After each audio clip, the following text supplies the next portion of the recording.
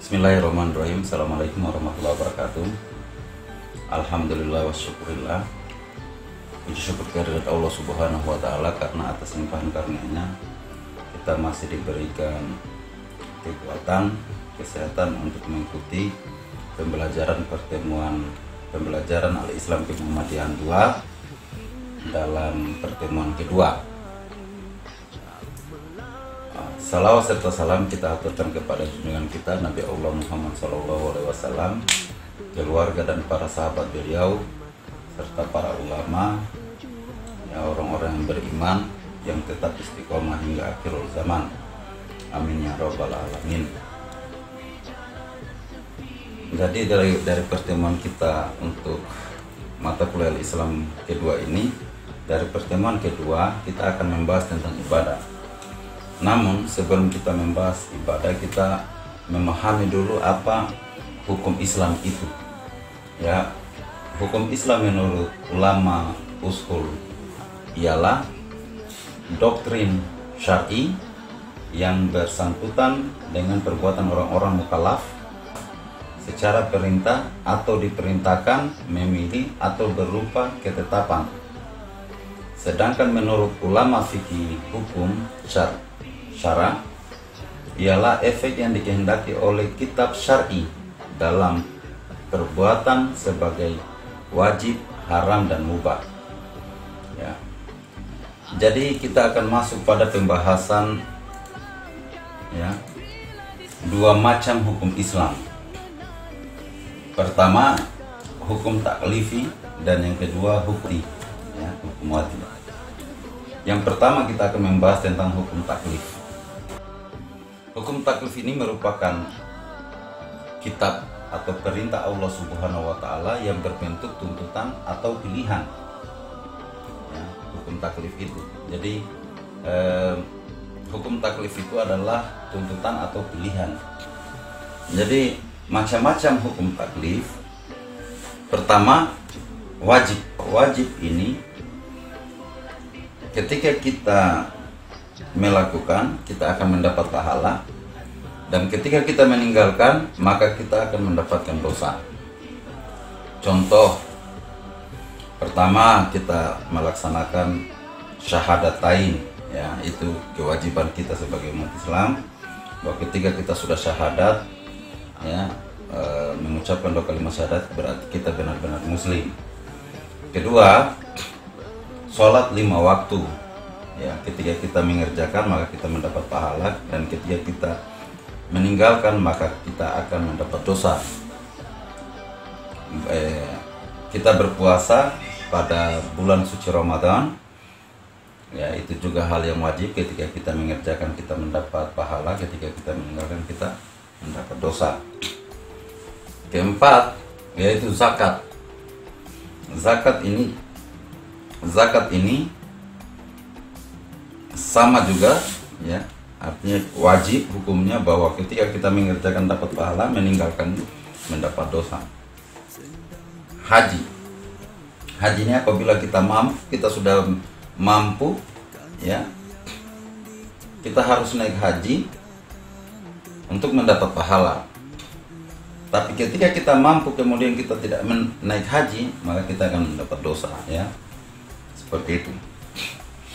Selanjutnya macam hukum taklif itu yaitu sunnah.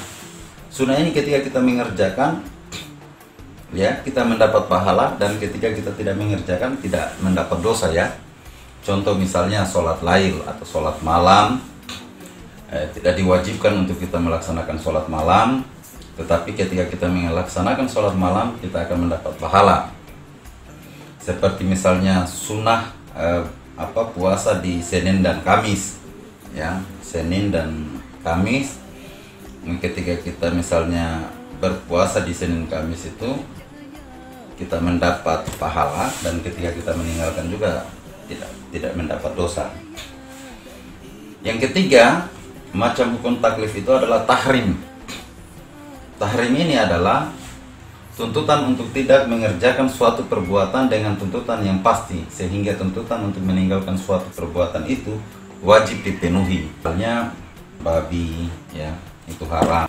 Kemudian berbuat zina, ya, kemudian mencuri. Selanjutnya makruh. Makruh adalah perbuatan jika dilakukan tidak berdosa tetapi akan mendapat pahala jika ditinggalkan. Contoh misalnya ya, tidur setelah sholat subuh misalnya. Yang kedua, jangan berbicara ketika berwudu ya, makan sambil berdiri, itu adalah makruh. Tetapi ketika kita meninggalkan hal itu, kita akan mendapat pahala. Itu contoh-contoh makruh. Selanjutnya mubah. Mubah ini adalah bentuk perizinan akan melakukan sesuatu hal tanpa adanya batasan, ya.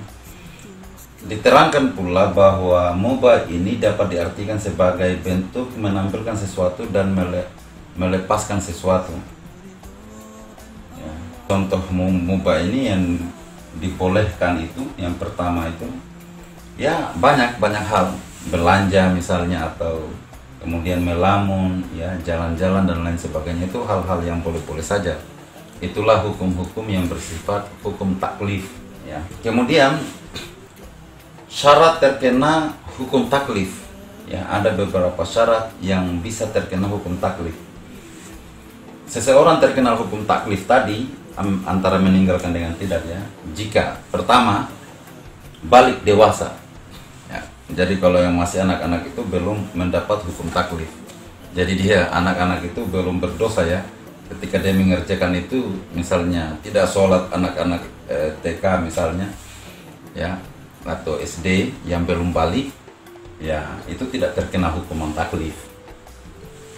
Kemudian berakal sehat, ya yang jelas harus orang yang berakal sehat. Hukum taklif itu harus orang yang berakal sehat. Kalau orang gila itu tidak kena, ya orang dalam keadaan stres, ya stres plus gila misalnya, itu tidak kena di hukum taklif. Yang ketiga, dalam keadaan sadar. Jadi ketika seseorang misalnya dalam keadaan sadar mengerjakan hal-hal yang berhukum taklif tadi, maka dia terkena dalam hukum itu, ya. Oke. Seperti ini. Jadi ini tadi yang pertama itu adalah seseorang yang bisa terkena hukum taklif. Sekarang kita masuk pada faktor terlepasnya hukum taklif. Jika seseorang itu masih bayi, ya, atau anak-anak yang belum dewasa atau balik tadi, ya. Kemudian yang kedua, orang gila, majnun. Ya, jadi orang gila itu tidak seperti yang saya jelaskan tadi. Yang ketiga, orang yang tertidur. Ya, kalau kita tadi dalam keadaan sadar itu, kita akan terkena hukum taklif. Kalau misalnya terlepasnya dari hukum taklif itu orang yang sedang tertidur, ya karena orang yang sedang tertidur itu memang tidak bisa berbuat apa-apa, ya dia tidak sadar apa yang dilakukan. Kita masuk pada hukum wadhi. Hukum wadhi itu adalah titah Allah yang berbentuk ketentuan yang ditetapkan pembuat hukum sebagai suatu yang berkaitan dengan hukum taklif, akibat dari pelaksanaan hukum taklif. Jadi sederhananya itu adalah akibat dari pelaksanaan hukum taklif tadi. Ya, yang jelas kalau hukum taklif tadi itu dia balik, ya berakal sehat dan dalam keadaan sadar dia melakukan. Jadi ketentuan tersebut dapat berupa, ya sebab. Ketentuan tersebut dapat berupa sebab. Jadi sebab terbagi menjadi dua, yaitu sebab yang berada di luar batas kemampuan mukallaf. Jadi mukallaf itu adalah seorang muslim yang sudah terkena perintah Allah dan sudah bisa menjauhi larangannya. Jadi mukallaf itu adalah orang-orang yang sudah balik, ya, yang sudah memahami bahwa dia bisa dapat pahala atau bisa berbuat dosa. Jadi orang-orang yang sadar, mukallaf ini, ya. Jadi sebab-sebab yang dijadikan Allah Subhanahu wa taala sebagai pertanda atas adanya hukum. Contohnya tadi itu tergelincirnya matahari misalnya menjadi sebab masuknya sholat zuhur, atau misalnya terbenamnya matahari sudah masuk sholat maghrib, ya.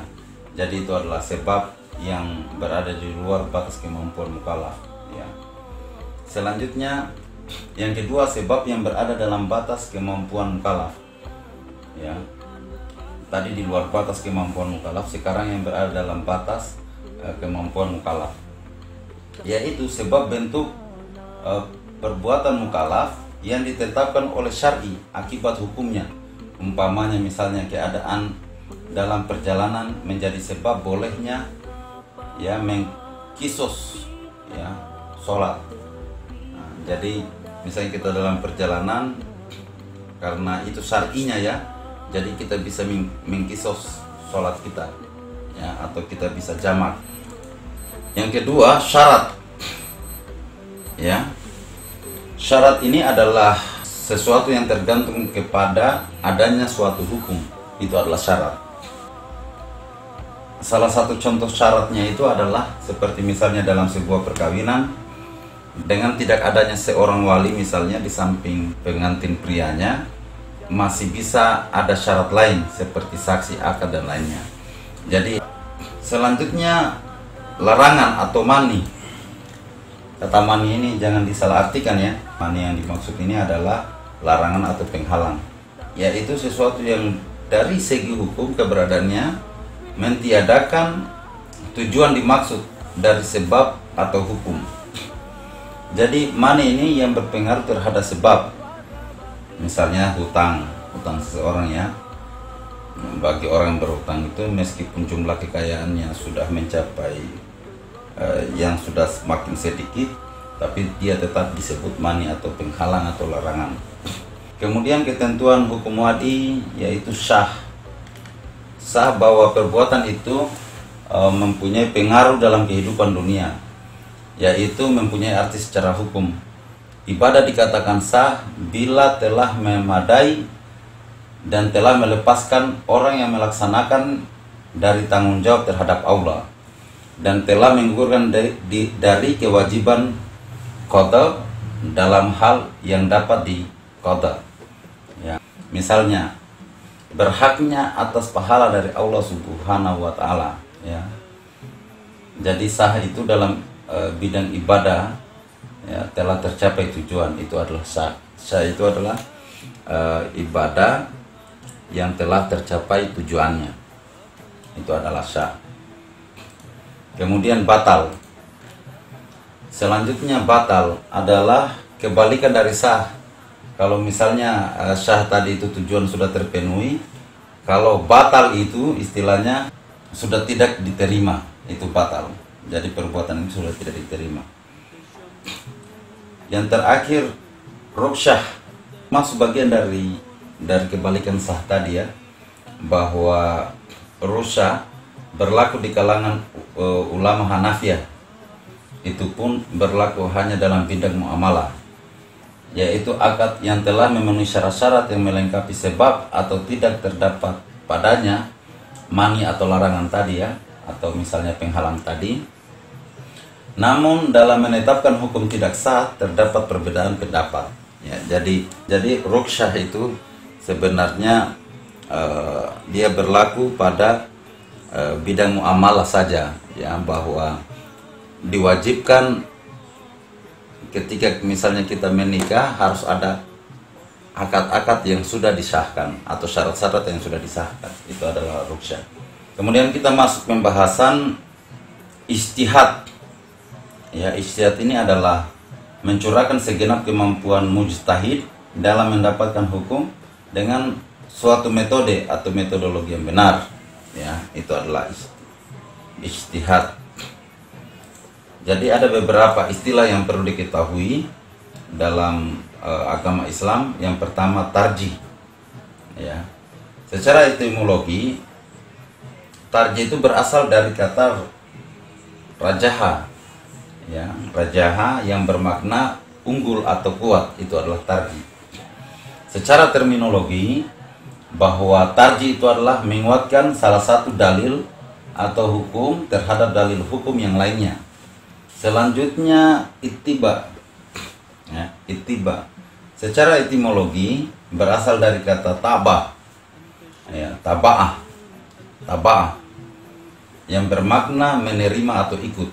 Secara terminologi, bahwa ittiba itu adalah menerima perkataan orang lain dengan mengetahui sumber atau alasan perkataan tersebut. Bahwa kalau ada perkataan orang lain, kita bisa menerima itu atau kita bisa ikuti. Ya seperti kata-kata motivasi. Ada beberapa yang harus kita pahami dalam istilah dalam agama Islam. Ya, yang selanjutnya itu bisa kita katakan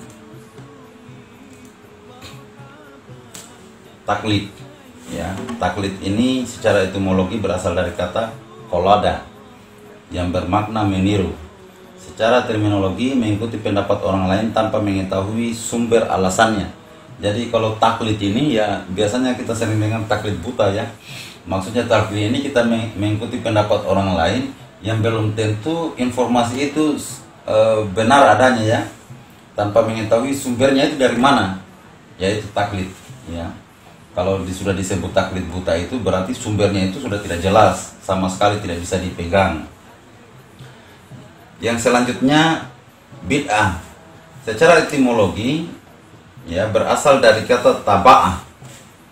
Taba'ah ini berarti bermakna menerima atau ikut. Secara terminologi menerima perkataan orang lain dengan mengetahui sumber atau alasan perkataan tersebut. Ya, itu. Kita masuk pada pembahasan toharoh. Kemudian pengertian toharoh. Secara etimologi pengertian toharoh ini adalah membersihkan diri.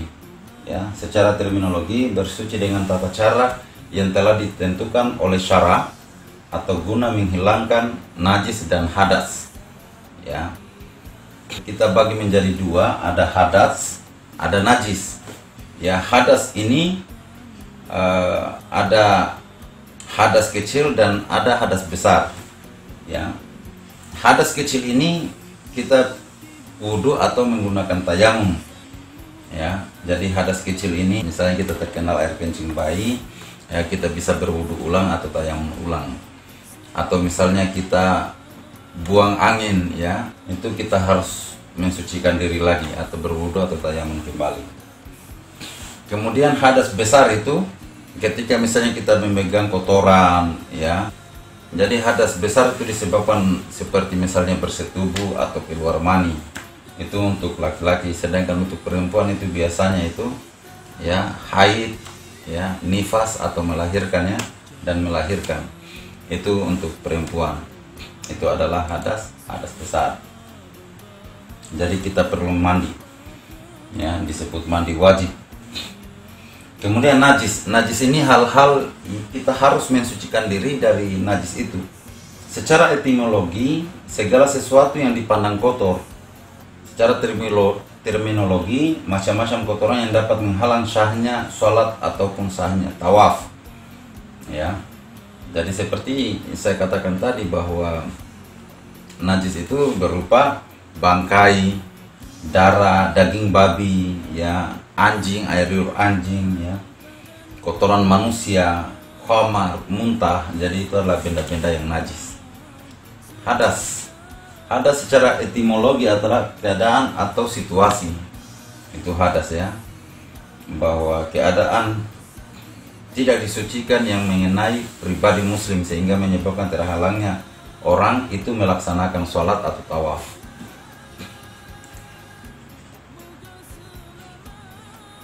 Ya.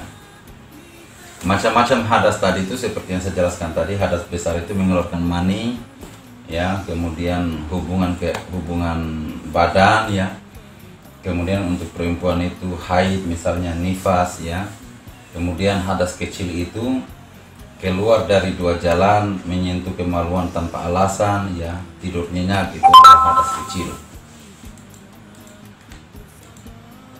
Ya.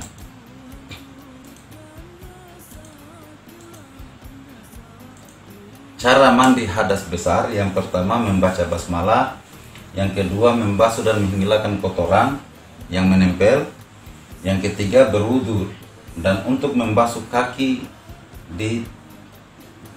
tangguhkan. Yang keempat, menuangkan air ke seluruh tubuh, didahulukan anggota sebelah kanan. Yang kelima, membasuh kedua kaki dengan mendahulukan sebelah kanan.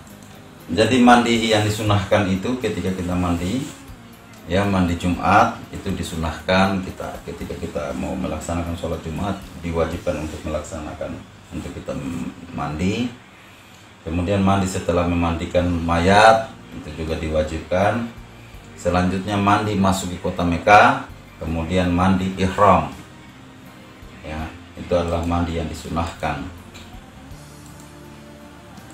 Baik, dalam pembahasan tata cara wudhu, kita masuk dalam taharah berwudhu ya, atau bersuci dalam berwudhu.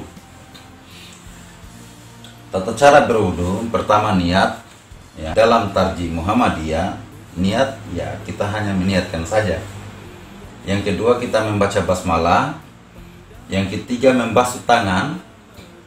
Yang keempat, berkumur dan menghirup air ke dalam hidung.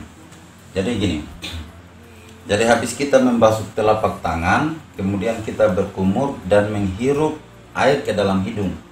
Jadi dia sekaligus tuh, sekaligus ya, sekaligus seperti yang ada di gambar ini.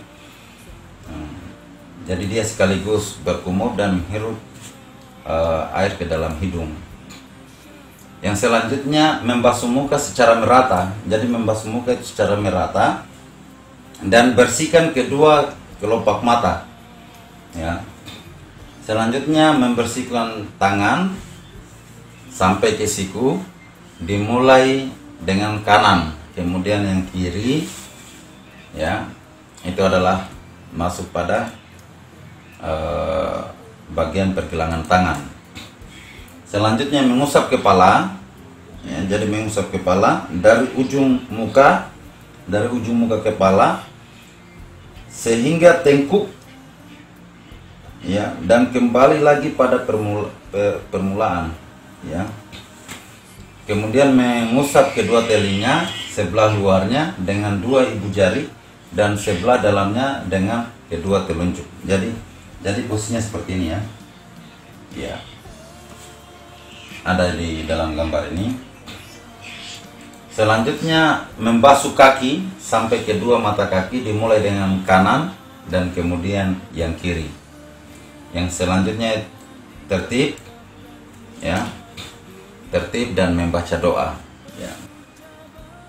Ya, jadi pembahasan saya ini dalam pelaksanaan pembelajaran Al-Islam Kemuhammadian tentang berwudu tadi, saya sudah jelaskan tadi bahwa kalian sudah melihat tata cara berwudu. Jadi selanjutnya mahasiswa kemudian membuat video praktek ya untuk berwudu dari niat, kemudian dengan bacaan doa yang sesuai tarjih. Saya ingatkan sesuai tarjih ya, sesuai tarjih Muhammadiyah. Ya, jadi berwudu sesuai tarjih Muhammadiyah. Jadi untuk yang akhwatnya atau perempuannya, ya silakan berwudu dengan seperlunya saja. Ya, kalau mengenakan jilbab misalnya airnya ya silakan saja, bagaimana dikreasikan. Yang jelas tugas pertama itu adalah video praktek berwudu. Ya, saya kira begitu. Sebelum saya akhiri, kita harus memahami kondisi ini, kondisi saat ini, bahwa kita terus menggunakan metode pembelajaran media audiovisual atau menggunakan media video untuk pembelajaran kita, dan sampai berhentinya instruksi bahwa kita bisa bersama-sama atau ngumpul kembali dalam pembelajaran selanjutnya. Akhirul kalam, fastabiqul khairat. Assalamualaikum warahmatullahi wabarakatuh.